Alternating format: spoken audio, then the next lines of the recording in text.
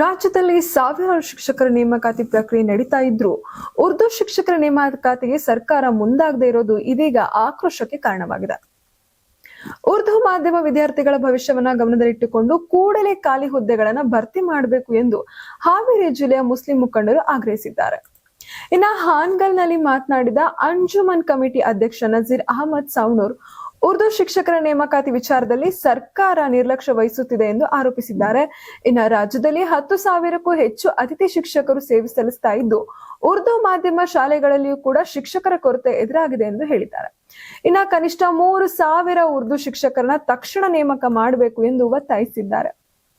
ಶಿಕ್ಷಣದ ಕೊರತೆಯಿಂದ ಉರ್ದು ಮಾಧ್ಯಮದಲ್ಲಿ ವ್ಯಾಸಂಗ ಮಾಡುತ್ತಿರುವ ವಿದ್ಯಾರ್ಥಿಗಳ ಶೈಕ್ಷಣಿಕ ಹಿತಾಸಕ್ತಿ ಧಕ್ಕೆ ಆಗ್ತಾ ಇದೆ ಎಂದು ಆತಂಕವನ್ನು ವ್ಯಕ್ತಪಡಿಸಿದ ಇವರು ಸರ್ಕಾರಿ ಶಾಲೆಗಳಲ್ಲಿ ಖಾಲಿ ಇರುವ ಹುದ್ದೆಗಳನ್ನು ಭರ್ತಿ ಮಾಡುವ ಸಂದರ್ಭದಲ್ಲಿ ಉರ್ದು ಶಿಕ್ಷಕರಿಗೂ ಸಮಾನ ಆದ್ಯತೆಯನ್ನು ನೀಡಬೇಕು ಎಂದು ಕೆಲ ಅತಿಥಿ ಶಿಕ್ಷಕರ ಮೂಲಕ ಶಿಕ್ಷಣ ವ್ಯವಸ್ಥೆಯನ್ನು ನಡೆಸುವುದು ಶಾಶ್ವತ ಪರಿಹಾರ ಅಲ್ಲ ಎಂದು ಮುಖಂಡರು ಅಭಿಪ್ರಾಯವನ್ನು ಪಟ್ಟಿದ್ದಾರೆ.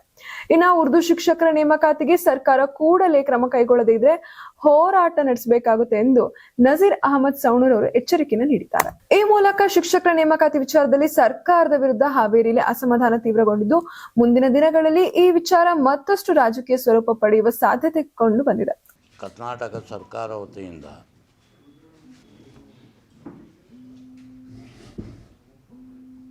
ಶಿಕ್ಷಣ ಇಲಾಖೆಯ ಪ್ರಾಥಮಿಕ ಮತ್ತು ಪ್ರೌಢಶಾಲೆಯ ಶಿಕ್ಷಕರನ್ನು ನೇಮಿಸಿಕೊಳ್ಳಲು 15,000 ವೇಕೆನ್ಸಿ ಕರೆದಿದ್ದಾರೆ. ಈ ಹಿಂದೆ ಯಾವುದೇ ಸರ್ಕಾರ ಬಂದರೂ ಕನ್ನಡ ಮಾಧ್ಯಮ ಮತ್ತು ಉರ್ದು ಮಾಧ್ಯಮದಲ್ಲಿ ಶಿಕ್ಷಕರನ್ನು ನೇಮಿಸಿಕೊಳ್ತಿದ್ದು, ಆದರೆ ಈ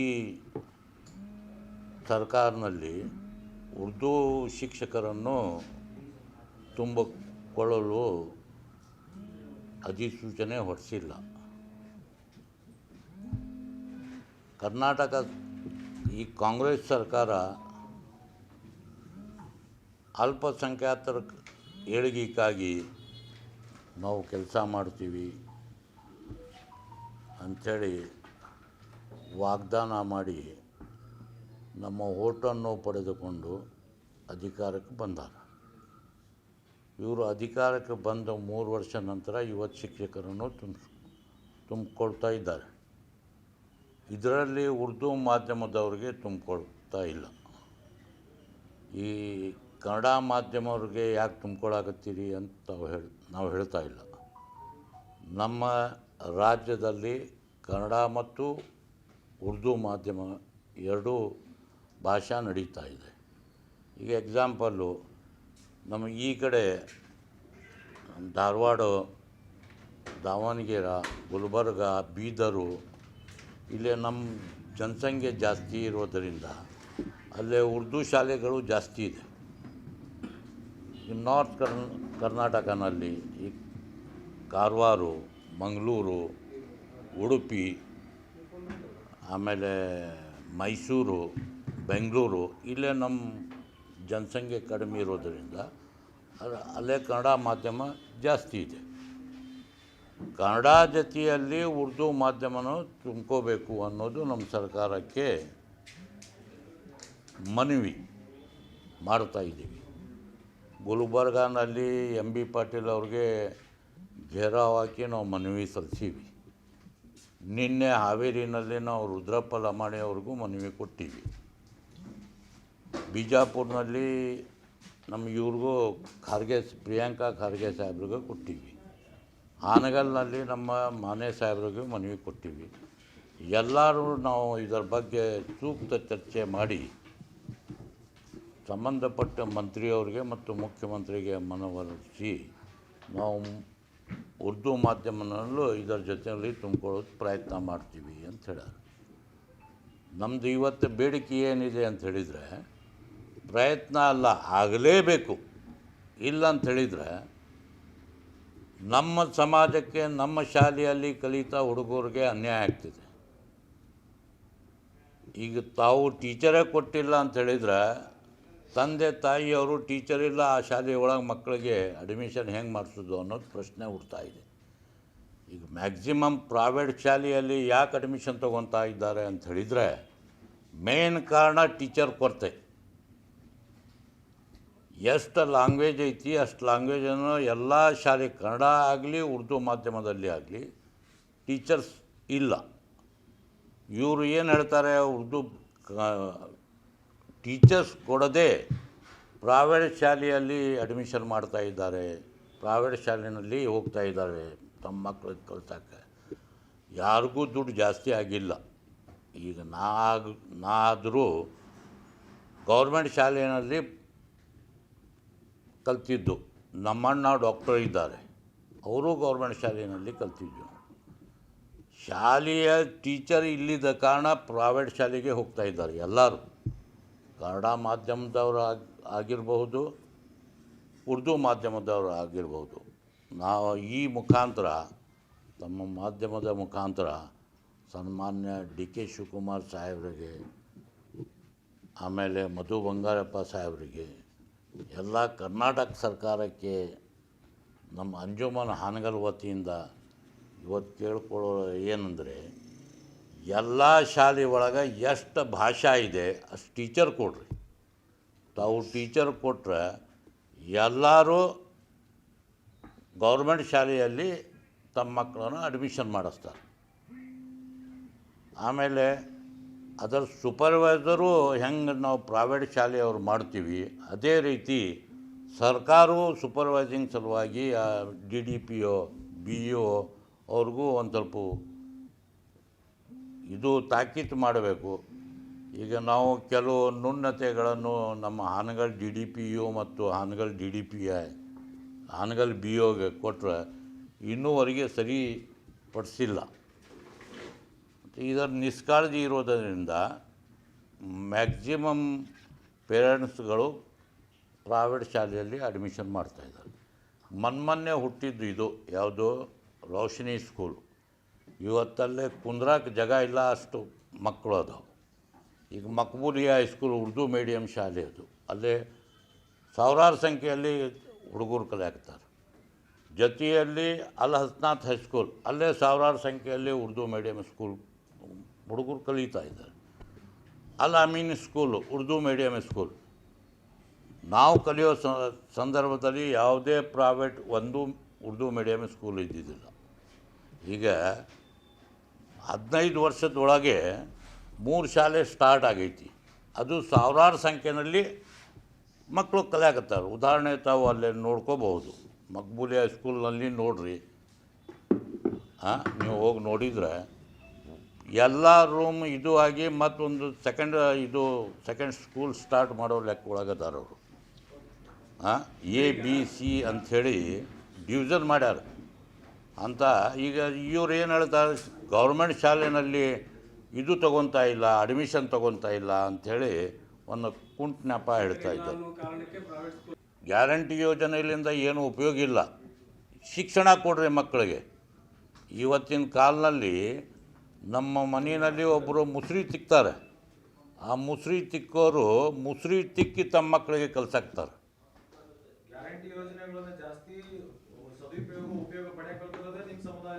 ಇಲ್ಲ ಯಾವುದು ಇಲ್ಲ ನಮ್ಮ ಸಮುದಾಯಕ್ಕೆ ಬಂದ್ ಮಾಡಿದ್ರು ನಡೀತೈತಿ, ನಮ್ದು ಏನೂ ತಕರಾರಿಲ್ಲ. ಅದಕ್ಕೆ ಯಾಕೆ ಬಂದ್ ಮಾಡಾಕ್ತೀರಿ ಅಂಥೇಳಿ. ಆದರೆ ಮಕ್ಕಳಿಗೆ 100ಕ್ಕೆ 100 ಶಿಕ್ಷಕರನ್ನು ಕೊಡ್ರಿ. ಈ ಹಿಂದೆ ನಮ್ಮ ಸಮಾಜದವರು ಒಬ್ಬರು ಹೋದರು, ಮನ್ಯಾಗ ಕುಂತವ್ರು ಹೊರಗೆ ಬಂದು ನೋಡ್ತಿದ್ರು. ಕಾರಣ ಏನು ಅಂತ ಹೇಳಿದ್ರೆ ಮುಸ್ಲಿಮ್ ಹೋಗಕತ್ತಾನ ಅಂತಿಲ್ಲ, ಒಬ್ಬ ಎಜುಕೇಷನ್ ಇಷ್ಟವ ಮನುಷ್ಯ ಹೋಗ್ತಾ ಇದ್ದಾನೆ ಅಂಥೇಳಿ. ನಮ್ಮ ಉಮ್ರೆ ಫಾರೂಕ್ ರದಿಯಲ್ಲಾಹು ತಾಲಾನು ಹಿಂದಿಂದ ನಮ್ಮ ಇದು ಆಡಳಿತದಲ್ಲಿ ಅತಿ ಜಾಸ್ತಿ ಇದು ಇದ್ದಿದ್ದು ವಿದ್ಯಾ ಮುಸ್ಲಿಂ ಸಮಾಜದಲ್ಲಿ ಇತ್ತು. ಮುಸ್ಲಿಂ ಸಮಾಜದವರು ಹೋಗ್ತಾ ಇದ್ದರು, ಮನ್ಯಾಗ ಕುಂತವ್ರು ಹೊರಗೆ ಬಂದು ನೋಡ್ತಿದ್ರು, ಒಬ್ಬ ವಿದ್ಯಾವಂತ ಹೋಗ್ತಾ ಇದ್ದಾನೆ ಅಂಥೇಳಿ. ಇವತ್ತು ನಮ್ಮ ಪರಿಸ್ಥಿತಿ ಏನಾಗಿತ್ತು ಅಂತ ಹೇಳಿದ್ರೆ 1,000 ಇದ್ರಾಗ ಮಕ್ಕಳು ಒಳಗೆ 100ರಷ್ಟು ಮಕ್ಕಳು ವಿದ್ಯಾವಂತರು ಇಲ್ಲ. ಇದಕ್ಕೆ ಕಾರಣ ಏನಂತ ಹೇಳಿದ್ರೆ ಶಾಲೆಯಲ್ಲಿ ಟೀಚರ್ಸ್ ಇಲ್ಲ. ಟೀಚರ್ಸ್ ಇಲ್ಲಿದ್ದ ಕಾರಣ ಅಲ್ಲೇ ಆ್ಯಕ್ಷನ್ ತೊಗೊಳ್ಳೋರೇ ಇಲ್ಲ. ಮಗ ಶಾಲೆಗೆ ಹೋಗಿ ತಮ್ಮ ಹೊಟ್ಟೆ ಪಾಡೋಕ್ಕಾಗಿ ಮಕ್ಕಳಿಗೆ ಇದು ಮಾಡೋಕ್ಕೆ ಕೆಲಸಕ್ಕೆ ಹೋಗ್ಬಿಡ್ತಾನೆ. ನಮ್ಮ ಸಮಾಜದಲ್ಲಿ ಬಡವ್ರು ಜಾಸ್ತಿ. ಬಡ ರೇಖಾ ಏನೈತಲ್ಲ ನಮ್ಮ ಸಮಾಜದಲ್ಲಿ 95% ಐತಿ. ದುಡಿಬೇಕು, ತಿನ್ನಬೇಕು. ಈಗ ದುಡ್ಯಾಕೆ ಅವ ಹೋಗ್ತಾನೆ, ಮಗ ಸಾಲಿಗೆ ಹೋಗ್ತಾನೆ, ಸಾಲಿನಲ್ಲಿ ಮಗ ಬಂದಾನ ಇಲ್ಲ ಅನ್ನೋ ನಮ್ಮ ಸಮಾಜದಲ್ಲಿ ಬಡವ್ರು ಜಾಸ್ತಿ. ಬಡ ರೇಖಾ ಏನೈತಲ್ಲ ನಮ್ಮ ಸಮಾಜದಲ್ಲಿ 95% ಐತಿ. ದುಡಿಬೇಕು, ತಿನ್ನಬೇಕು. ಈಗ ದುಡ್ಯಾಕೆ ಅವ ಹೋಗ್ತಾನೆ, ಮಗ ಸಾಲಿಗೆ ಹೋಗ್ತಾನೆ, ಸಾಲಿನಲ್ಲಿ ಮಗ ಬಂದಾನ ಇಲ್ಲ ಅನ್ನೋ ಟೀಚರ್ ನೋಡ್ಕೊಳ್ಳೋರು ಇಲ್ಲ. ಈ ಹಿಂದೆ ನಾವು ಕಲಿಯೋ ಸಂದರ್ಭದಲ್ಲಿ ಇದು ಬಂದಿಲ್ಲ, ಹುಡುಗ ಬಂದಿಲ್ಲ ಅಂತ ಹೇಳಿದ್ರೆ ಅವ್ರ ಮನ್ಯಾಗ ಹಿಡ್ಕೊಂಡು ಬರೋಕೆ ಹುಡುಗರು ಕಳಿಸ್ತಿದ್ರು. ಯಾಕೆ ಬಂದಿಲ್ಲ ಇನ್ಫಾರ್ಮೇಷನ್ ಸಿಗ್ತಿತ್ತು. ಈಗ ಬಂದರು ಬರಲಿ, ಇಲ್ಲಿದ್ರು ಇಲ್ಲ ಅನ್ನಂಗೆ ಪರಿಸ್ಥಿತಿ ಶಾಲೆ ಒಳಗೆ ಆಗೈತಿ. ಇದಕ್ಕೆ ದಯವಿಟ್ಟು ತಾವು ಮಾಧ್ಯಮದವರು ತಾವು ಸರ್ಕಾರಕ್ಕೆ ಇದು ಕಿವಿ ಹಿಂಡೋದು ಕೆಲಸ ಮಾಡಬೇಕು ಅನ್ನೋದು ಅಂಜುಮನ್ ಇಸ್ಲಾಂ ಹಾನಗಲ್ ವತಿಯಿಂದ ನಮ್ಮ ವಿನಂತಿ. ಶಿಕ್ಷಣ ವಿಚಾರದಲ್ಲಿ ರಾಜ್ಯ ಸರ್ಕಾರ ಈಗ ತಾರತಮ್ಯವನ್ನು ಕಂಡಿದೆ. ಮುಂದಿನ ದಿನಗಳಲ್ಲಿ ನಿಮ್ಮ ಮನವಿಗೆ ಹೋರಾಟ ಅವರೇಂದ್ರ ಮನ್ನಣೆ ಕೊಡಲಿಲ್ಲ ಅಂದರೆ ಮುಂದಿನ ದಿನಗಳಲ್ಲಿ ಅಲ್ಪಸಂಖ್ಯಾತರು ನಿಮ್ಮ ಅಂಜುಮನ್ ಕಮಿಟಿಯಿಂದ ಹೋರಾಟ ಯಾವ ರೀತಿ ಇರುತ್ತೆ? ಸರ್ಕಾರಕ್ಕೆ ಏನು ಹೇಳಕ್ಕೆ ಇಷ್ಟಪಡ್ತೀರಿ ಇದನ್ನು ಸರಿಪಡಿಸಲಿಲ್ಲ ಅಂದರೆ? ನಾಳೆ ಬೆಂಗಳೂರಿನಲ್ಲಿ ರಾಜ್ಯದಂಥ ಎಲ್ಲರೂ ನಾವು ಅಲ್ಪಸಂಖ್ಯಾತರು ಸೇರಿ KIDMCಯಲ್ಲಿ ಒಂದು ಸಭೆ ಕರೆದೀವಿ. ಆ ಸಭೆ ಮುಖಾಂತರ ನಾವು ಅಲ್ಲಿ ಚರ್ಚಿಸಿ ಸನ್ಮಾನ್ಯ ನಮ್ಮ UT ಖಾದರ್ ಸಾಹೇಬರಿಗೆ, ಜಮೀರ್ ಅಹಮದ್ ಸಾಹೇಬರಿಗೆ, ರಿಜ್ವಾನ್ ಅರ್ಷದ್ ಅವ್ರಿಗೆ, ಇವ್ರಿಗೆ ಎಲ್ಲರಿಗೆ, ಆಮೇಲೆ ನಮ್ಮ ಯಾಸೀರ್ ಪಠಾನ್ ಅವ್ರಿಗೆ, ಬಲ್ಖೀಸ್ ಬಾನು ಅವ್ರಿಗೆ ಎಲ್ಲರಿಗೆ ಕರ್ಕೊಂಡು ನಾವು ಮುಖ್ಯಮಂತ್ರಿ ಮತ್ತು ಶಿಕ್ಷಣ ಮಂತ್ರಿ ಹತ್ರ ಹೋಗ್ತಾ ಇದ್ದೀವಿ. ಇದರ ಜೊತೆಯಲ್ಲಿ ನಮಗಿದು ತುಂಬ್ಕೋಬೇಕು. ಟೀಚರ್ಸು ಈ ಏನು 18 ತಾರೀಕಿನಿಂದ 15,000 ಶಿಕ್ಷಕರನ್ನು ತುಂಬ್ಕೊಳ್ಳಾಕತ್ತಿರ್ತಾವೋ ಅದೇ ರೀತಿ ನಮ್ಗೆ ಎಷ್ಟು ಬೇಕಾಗಿದೆ ಟೀಚರ್ಸು ಆ ಮಾರ್ಗಸೂಚಿ ಮೇಲೆ ತುಂಬ್ಕೋಬೇಕು, ಅದರ ಜೊತೆಯಲ್ಲಿ ತುಂಬ್ಕೋಬೇಕು ಅನ್ನೋದು ನಮ್ಮ ಬೇಡಿಕೆ. ಎಷ್ಟು ಟೀಚರನ್ನು ಬೇಡಿಕೆ ಇದೆಯಾ ಅಂದಾಜು ಎಷ್ಟು ಬೇಕಾಗುತ್ತೆ? ಈಗ 60,000 ಟೀಚರ್ ಕರ್ನಾಟಕ ರಾಜ್ಯದಲ್ಲಿ ಬೇಕಾಗಿದೆ.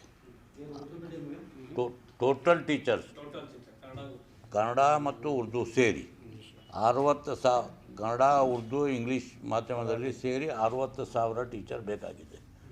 60,000 ಟೀಚರ್ನಲ್ಲಿ 15,000 ತುಂಬ್ಕೊಳಕತ್ತಾರೆ. ಅವರು ತಮ್ಮ ಫೈನಾನ್ಸಿಯಲ್ ಪೊಸಿಷನ್ ನೋಡ್ಕೊಂಡು ತುಂಬ್ಕೊಳಕತ್ತಾರೆ. 60,000 ಟೀಚರ್ 15,000 ಹೆಂಗೆ ತುಂಬ್ಕೊಳಕತ್ತೀರಿ, ಅದೇ ರೀತಿ ಯಾವ ಲೆಕ್ಕದ ಮೇಲೆ ತಾವು 15,000 ತುಂಬಾಕತ್ತೀರಿ ಅದೇ ಮಾರ್ಗಸೂಚಿ ಮೇಲೆ ಉರ್ದು ಮಾಧ್ಯಮದವ್ರಿಗೆ ತುಂಬ್ಕೋಬೇಕು. ನಮಗೆ 1,000 ಬಂದರೆ 1,000 ತುಂಬ್ಕೋರಿ. ಎಷ್ಟು ಶಾಲೆಗಳಿದಾವೆ ಉರ್ದು? ಹಾಂ, ಎಷ್ಟು ಕೊರತೆ ಐತಿ ನಿಮ್ಗೇನು ಕೊಡ್ಬೋದಾ? ಈಗ ಹಾವೇರಿ ಜಿಲ್ಲೆಯಲ್ಲಿ ನಮ್ಗೆ 261 ಟೀಚರ್ ಗೆಸ್ಟ್ ಟೀಚರ್ ಅಂಥೇಳಿ ಕೆಲಸ ಮಾಡ್ತಾಯಿದ್ದಾರೆ. ಬರೀ ಹಾವೇರಿ ಜಿಲ್ಲೆಯಲ್ಲಿ ಉರ್ದುಕ್ಕಷ್ಟೇ 261, ಸಾರಿ 361. ಅದೇ ರೀತಿ ತಾವು ಇಂಟು ಮಾಡಿದರೆ 28ಕ್ಕೆ ಎಷ್ಟು ಆಗ್ತೈತಿ ಕೆಲಸ ಮಾಡ್ತಾ ಇರೋದು ಗೆಸ್ಟ್ ಟೀಚರ್ ಅಂಥೇಳಿ. ಈಗ ಅದಕ್ಕೇನಾದರೂ ನೀವು ಮೀಟಿಂಗ್ ಮಾಡಲಿಕ್ಕೆ ಅವ್ರು ಒಪ್ಪಲಿಲ್ಲ ಅಂದರೆ ಮುಂದೆ ಏನು ಮಾಡ್ತೀರಿ? ಮುಂದೆ ಉಗ್ರ ಹೋರಾಟಕ್ಕೆ ಇಳಿತೀವಿ. ನಮ್ಮ ಹಕ್ಕಕ್ಕೆ ಏನು ಜನ್ಜಿ ಅವರು ಇಳಿದಾರಲ್ಲ ಎಲ್ಲೇ ದಿಲ್ಲಿನಲ್ಲಿ, ಅದೇ ರೀತಿ ನಾವು ಕರ್ನಾಟಕ ರಾಜ್ಯದಲ್ಲಿ ಅಲ್ಪಸಂಖ್ಯಾತರು ನಮ್ಮ ಹಕ್ಕಕ್ಕೆ ಹೋರಾಡಬೇಕಾಗ್ತದೆ.